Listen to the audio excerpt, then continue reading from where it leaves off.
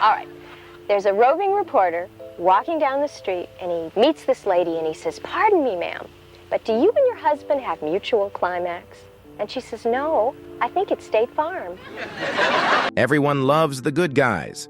Beautiful, kind-hearted, always doing the right thing. But in reality, it's the villains who make you unable to look away. Because they don't need to be loved. They just need to be hated. Enough that you can't stop watching. And in the history of American television, there was one such villainess. Beautiful like a goddess, a voice as sweet as honey, yet capable of killing someone with a single car crash, and walking away, leaving only a cold smile in the smoky night. Her name was Morgan Brittany. When she appeared on Dallas, the most popular TV series in America during the 1980s, she was only supposed to be in 6 episodes. But the audience wouldn't let her go. They hated her. They wrote letters cursing her. They demanded that her character be punished, but they also couldn't take their eyes off her. She didn't scream, didn't lose control. She only needed a single glance. And everything around her suddenly became dangerous, and that was only part of the story. Before she became Katherine Wentworth and stunned an entire nation, Morgan Brittany had been a famous child actress, then disappeared, and later changed her name, changed her fate, and returned. Not as an old star, but as a new woman. So beautiful it was unsettling, and as sharp as a blade hidden beneath silk. She had once been a child growing up in cheap motels in Los Angeles, a young woman who sold her car to buy a ticket to New York, a wife behind a legendary stuntman, and a woman who walked away from Hollywood to ride horses every morning, only to reappear in politics with arguments that made everyone stop and listen. Morgan Brittany never needed the audience to love her, but once you've seen her, you'll never forget. Morgan Brittany was born on December 5th, 1951, with the birth name Suzanne Cupito in Los Angeles, California. She grew up in hardship, living with her single mother and grandmother in a small hotel on 6th Street. Yet amid that poor neighborhood, her mother remained determined to lead her daughter down a different path: the arts. At just 4 years old, Morgan was enrolled in dance and acting classes by her mother, and soon after began auditioning for commercials. The goal was practical. If her daughter could act, their lives might change. And indeed, her acting career began early. Under the name Suzanne Cupito, she appeared on television at the age of 5. From the late 1950s through the mid-1960s, she was featured in a string of popular television shows: The Twilight Zone, Sea Hunt, Rawhide, Gunsmoke, Stage to Thunder Rock, The Outer Limits, Lassie, The Andy Griffith Show, alongside big names like Ron Howard, Henry Fonda, and Lucille Ball. In The Twilight Zone, she left a strong impression playing the strange little girl in the episode Nightmare as a Child. Even though she wasn't credited, her eyes and voice lingered in the memory of audiences. In Caesar and Me, she played Susan, a cunning, calculating child, completely opposite the usual innocent mold for young actors.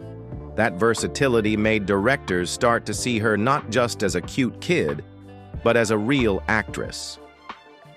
In the episode The Inheritors of The Outer Limits, Morgan portrayed a blind girl, a role demanding deep nonverbal emotion.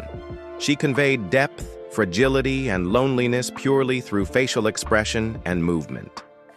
This emotional range in small roles made her a familiar face behind the scenes of Hollywood, even if audiences didn't yet remember her name. However, her real turning point came in 1962, when she was cast as Baby June in the blockbuster musical Gypsy, the film version starring Natalie Wood. Playing the younger sister of the main character, Morgan sang, danced, and performed with unmatched energy in the film's most demanding musical numbers. Her performance far exceeded expectations for her age, drawing the special attention of critics and filmmakers. Some newspapers even described her as born to be on stage. This role not only positioned her as one of the most promising child actresses of the early 1960s, but also led to bigger opportunities, including being handpicked by Alfred Hitchcock for The Birds, 1963, and later Marnie, 1964, though her scenes in the latter were eventually cut. Still, like many child actors, Morgan couldn't avoid the crisis of adolescence. At age 15, after her role in Yours, Mine, and Ours, 1968, she all but vanished from the screen. Roles for children were no longer suitable, while teenage parts required a different image. She returned to school, attending Cleveland High School in Reseda, where she acted in school plays alongside classmate Charles Martin Smith, and later pursued journalism at California State University, Northridge. That was when she began preparing for the biggest comeback of her life, with a new name and a new identity. As she entered her 20s, Morgan Brittany, still known then as Suzanne Cupido, realized the worst thing an actor could ever hear. Hollywood didn't need her anymore. After a successful run as a child actress, Morgan had assumed she would simply grow up with the industry. But by the early 1970s, everything had changed. She was seen as too polished, too clean, too classic, at a time when the market favored rebellious, free-spirited, hippie-style women. And despite having acted for Alfred Hitchcock, having shared frames with Lucille Ball, directors would still look at her resume under the name Susie Cupido and reject her before even giving her an audition. She knew she had to reinvent herself, and she began with her name. In a secondhand bookstore, Morgan stumbled upon the novel Flood Tide by Frank Yerby. The first page read, "Morgan Brittany is the mistress of a southern plantation." She closed the book and decided then and there, "I will be Morgan Brittany." She sold the only car she had, bought a one-way plane ticket to New York, and started from scratch. When she arrived in New York, Morgan Brittany knocked on the doors of advertising agencies, introducing herself as a recent graduate, someone who had never acted before but wanted to give it a try. With her striking looks, persuasive communication, and concealed acting experience, she quickly attracted attention. Soon after, she appeared in a slew of major advertising campaigns, from Ultra Brite toothpaste to Levi's, Maybelline, L'Oreal, Ford, and dozens of other brands. She modeled alongside names like Rene Russo and Christy Brinkley, becoming one of the standout faces in 1970s advertising and fashion. In 1974, she was invited to be the global ambassador for the Japanese cosmetics brand Kanebo. Over 2 years living in Tokyo and traveling the world, Morgan learned how to work internationally, manage her public image, and maintain professional poise, skills that would later prove crucial when she returned to Hollywood. By the time she came back to the U.S. in the late 1970s, Morgan was no longer the little girl named Cupido being turned away at casting doors. She had presence, stage experience, and a name that sounded already famous. She began returning to television, taking on mature roles with emotional depth. In The Amazing Howard Hughes, 1977, Morgan played Jean Peters, the beautiful yet insecure wife of eccentric billionaire Howard Hughes. It was her first role that showcased her psychological acting skills, portraying pain and inner conflict without dramatic outbursts. The following year, she appeared in The Initiation of Sarah, 1978, a horror supernatural film with elements of secret societies and mysticism. Morgan portrayed Patty Goodwin, a mysterious sister who seemed to always be hiding something. She delivered a chilling calmness, exuding a quiet danger, an image that would later become her trademark. The beautiful, reserved woman with something threatening beneath the surface. Next came Death Car on the Freeway, 1979, where Morgan played Kim, one of the targets of a freeway serial killer. She was a woman who could fight back, defend herself, and face danger head-on. Though a brief role, her alert eyes and the tension in every move left a lasting impression. Then in 1980, in The Dream Merchants, Morgan played Marilyn, a woman who entered the film industry as a pawn among powerful men. She portrayed a journey from illusion to disillusionment, from a dreamer to someone who understood the brutal rules of the game. It was her first role that demonstrated her ability to command a multi-layered character, seductive, sharp, and desperate. Each role was a small step forward, but more importantly, they helped her build a clear acting identity, internalized, emotionally restrained, and full of subtext. Morgan Brittany quietly carved a place in the audience's minds with her precision, cold and beautiful to the point of unease. What audiences see now is Morgan Brittany, a mysterious, captivating woman who never repeats herself. But to get there, she had to endure a difficult journey, daring to cast aside her past, starting over in a world that wasn't waiting for her to return. Sometimes, just a few minutes on screen can be enough to change a career. In 1980, Morgan Brittany received a strange offer to appear in the final minutes of the TV movie Moviola, the Scarlett O'Hara War, playing Vivien Leigh, the legendary actress forever linked with the role of Scarlett O'Hara in Gone with the Wind. The role was tiny, had no meaningful dialogue, and was dismissed by most colleagues as not worth it. But Morgan thought differently. She refused all advice to turn it down and asked for only one thing: credit my name separately at the end, write, and introducing Morgan Brittany as Vivien Leigh. The film aired, and within a week, her image was on dozens of TV magazine covers across America. Both the film and television industries began asking, "Who is this girl?" Among those who took notice were the producers of Dallas, the television series that had become a global phenomenon after the "Who Shot JR" cliffhanger rocked audiences in 1980. They were looking for a new face, someone not too familiar, but sharp, mysterious, with an unusual allure, for the role of Katherine Wentworth, the half-sister of Pamela and Cliff Barnes. Morgan was called in to audition. At the time, she had just married stuntman Jack Gill and was on her honeymoon, and she hesitated. She knew one thing: if she took on a long-running TV role, major film studios would likely hesitate to cast her in movies, especially since she was being considered for projects like An Officer and a Gentleman. At that time, Hollywood still sharply distinguished between film actors and TV actors. But after a long talk with her husband, Morgan agreed. And it turned out to be the smartest decision of her career. The casting session didn't go as usual. Tired after waiting for hours in a crowded room, Morgan walked in with an icy expression. She read the lines firmly, almost expressionless, then bluntly asked, "Was that good enough? I have to go." A few days later, she got the part. Not despite the attitude, but because of it.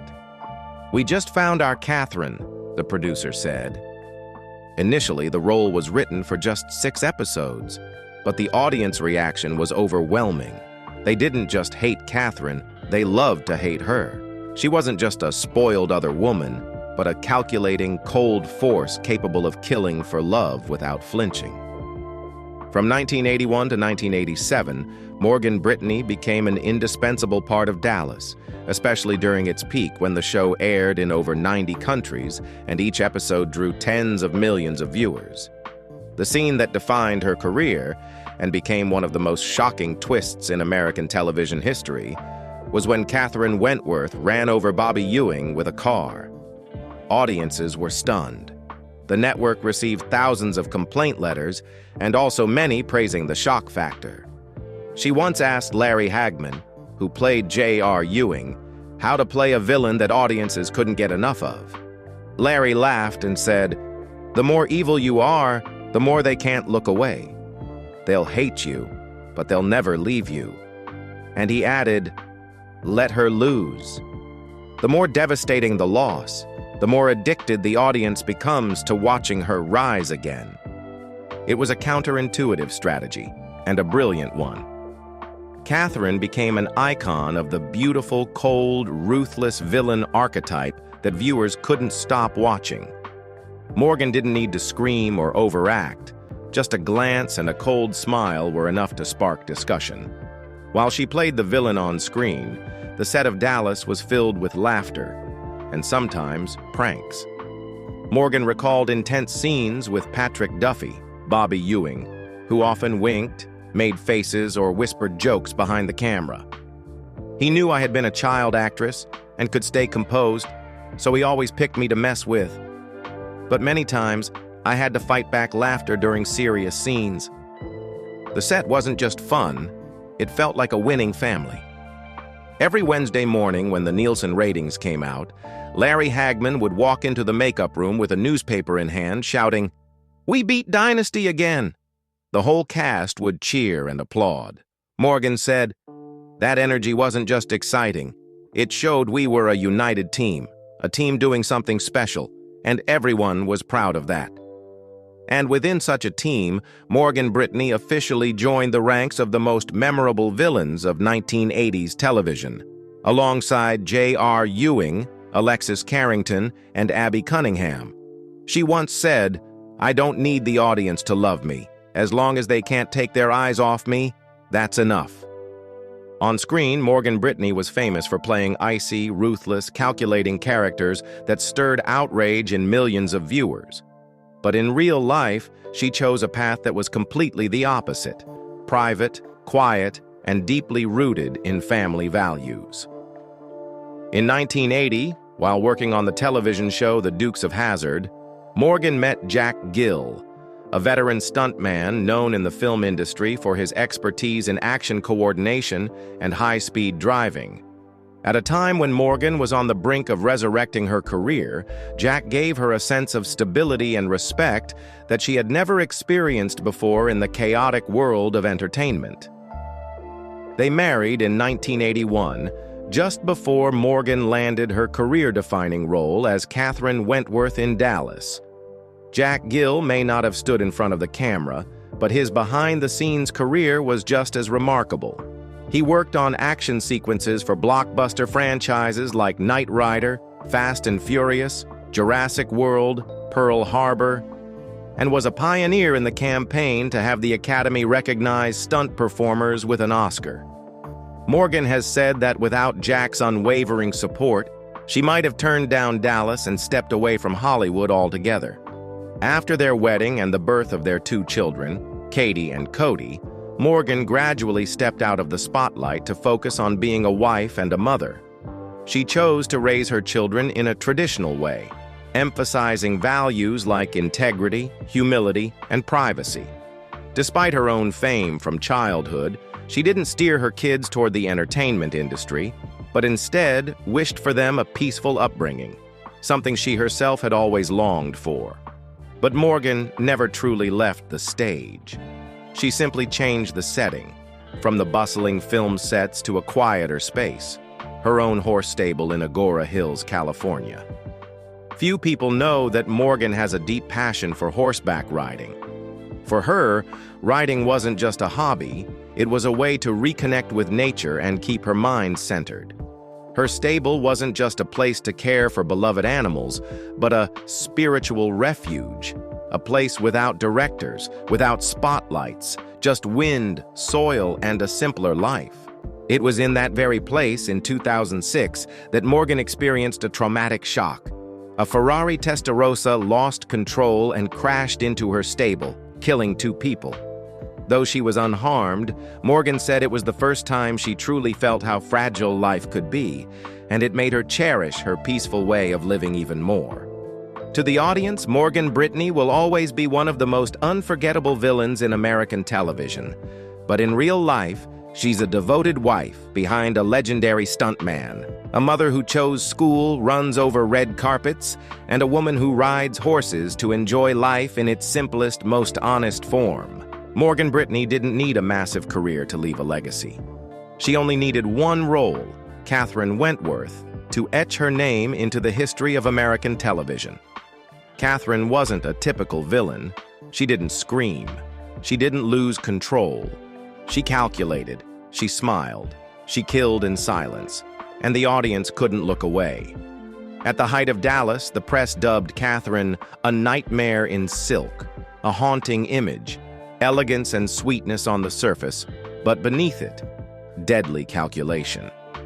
The moment she entered a scene, everything became dangerous, and viewers hated her so much. They had to keep watching. That role defined a new archetype, the elegant, powerful, and dangerously poised female antagonist, paving the way for characters like Alexis Colby, Dynasty, Amanda Woodward, Melrose Place, and Claire Underwood, House of Cards. Quiet as it was, Morgan Brittany's impact lies in this. Decades later, people still talk about her performance, with a chill and a strange sense of fascination. Morgan Brittany was once a symbol of classic beauty on American television. But in the 2010s, when her fame had already reached its peak, she chose a path more controversial than ever. Since 2009, she stepped away from film sets and walked straight into a new battlefield, the conservative political arena. Not as a celebrity giving occasional speeches for attention, but as a legitimate political commentator, with articles, analysis, rebuttals, and firm public stances on platforms like WorldNet Daily and Town Hall Finance, forums associated with American conservatism. She didn't beat around the bush. She didn't dodge controversy. In a widely noted 2015 article, Morgan questioned whether the unrest in Baltimore could have been a political scenario orchestrated by the Obama administration to increase social control. She wrote, "Doesn't it seem strange that every crisis appears just in time to serve some political agenda?" To liberals, that question was dangerous. But to conservative voters, it was a brave wake-up call from someone who had lived inside Hollywood without being consumed by it. Morgan openly criticized wokeness culture, which she believed was eroding American identity. She opposed efforts to erase history and praised traditional values: faith, free speech, family, and individual rights. Hollywood is no longer a place for making art. It's a propaganda machine. She said it, directly, face to face. From Fox News, Huckabee, One America, to events hosted by the Heritage Foundation, Morgan appeared as a resolute conservative voice, not screaming to tear down the system, but insisting on what must be preserved. She co-founded Politi Chicks, a platform for conservative women, and co-authored two notable political books, What Women Really Want, 2014, and Politi Chicks, a clarion call to political activism, 2017. For her, feminism wasn't about stepping over men or traditions, but about holding firm to one's values in the face of overwhelming pressure from the crowd. Today, Morgan no longer acts, but she remains ever present through her intellect and uncompromising clarity. And perhaps the most remarkable thing, she is still herself, from the spotlight of Dallas to the steps of Capitol Hill. At 73, Morgan Brittany now lives with her husband, legendary stuntman Jack Gill, in California, where they've built a peaceful life away from the stage lights. She still carries her signature elegance, dark brown hair, light makeup, modest yet graceful attire. In her most recent appearance at a conservative conference in 2023, Morgan impressed with her piercing gaze and composed voice, as if time had only deepened her calm, not dimmed her light. She doesn't try to appear younger. She chooses to remain true to herself, poised, grounded, and unwavering, just as she's lived for over half a century. Morgan Brittany continues to stay connected with the public through social media. She uses the platform X under the official handle at Morgan Brittany 4, where she shares political views, updates on her life, and interacts directly with fans. Morgan remains a voice that never goes silent, whether on screen or in the digital world. If you ever admired Katherine Wentworth, or simply respect a woman who never compromises, follow Morgan and leave a message, because your encouragement might be exactly what keeps her shining in her own extraordinary way. Morgan Brittany may not be a perfect or ideal figure, but she is entirely real and full of life. She is living proof of resilience. A girl who grew up in poverty, dared to change her name to change her destiny, and stepped outside the mold to protect her identity. She didn't cater to trends, she didn't chase the spotlight, and she never compromised. So what do you think? Is Morgan Brittany a star who faded too soon? Or a woman who chose to shine in her own way, even when she was no longer in front of the camera? Is there truly a cruel rule for those who succeed too early? Or have we simply grown too used to defining success in narrow terms? If Morgan's story made you think, give us a like, subscribe, and keep following us as we uncover more stars and their powerful journeys, where every figure is rewriting their story in their own unique way.